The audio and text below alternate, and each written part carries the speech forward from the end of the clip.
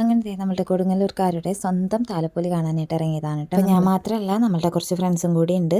രശ്മി ടീച്ചറും വിമിത ടീച്ചറും ദിവ്യ ടീച്ചറും അവിത ടീച്ചറും ഒക്കെ ഉണ്ട്. അപ്പോൾ ദേ നമ്മൾ ചെന്ന പാടെ തന്നെ രശ്മി ടീച്ചറും വിമിത ടീച്ചറും കൂടെ ഹോം ഡെക്കറേഷൻ ഹാങ്ങിങ്ങിൻ്റെ ഒരു സെക്ഷനിൽ കയറിയിട്ട് അതിൻ്റെ ഭംഗിയൊക്കെ ആസ്വദിച്ചുകൊണ്ടിരിക്കുകയാണ് കേട്ടോ. സംഭവം കാണാനൊക്കെ നല്ല രസമുണ്ട്. അതിന് ടച്ച് ചെയ്യുമ്പോൾ ചെറിയ സൗണ്ടൊക്കെ കേൾക്കുന്നുണ്ട്. അങ്ങനെ ഈ ആസ്വദിക്കൽ മാത്രമേ ഉള്ളൂ, ഞങ്ങൾ അവിടെ നിന്നും എടുത്തില്ല. കുറച്ച് കഴിഞ്ഞപ്പോൾ മാധവനെ ആസ്വദിക്കാൻ തുടങ്ങിയപ്പോൾ ഞാൻ പതിയെ അവരെ അങ്ങോട്ട് അവിടെ നിന്ന് പോയി.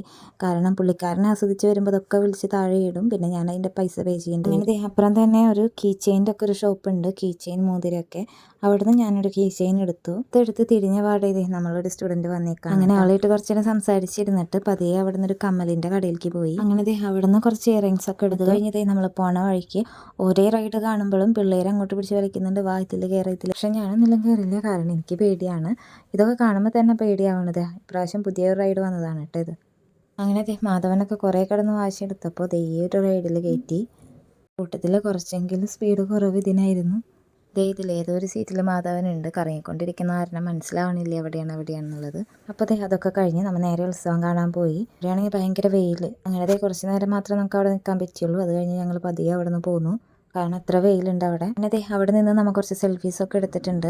നല്ല വെയിലായതുകൊണ്ട് തന്നെ അവിടെ വലിയ തിരക്കൊന്നും ഉണ്ടായില്ല. അങ്ങനെ ഞങ്ങൾ അവിടെ നിന്ന് പോന്നു. കുറച്ചും കൂടെ നടന്ന് ബാക്കിലോട്ട് നോക്കിയപ്പോൾ വിമിത ടീച്ചറെ കാണാനില്ല.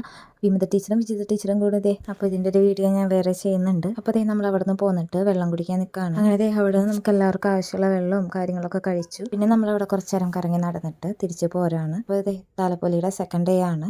ഇനിയിപ്പോൾ 4ാം താലപ്പൊലിക്ക് വരണം ഫാമിലി ആയിട്ട്. അപ്പോൾ ഇത്രയേ ഉള്ളൂ. Okay, by.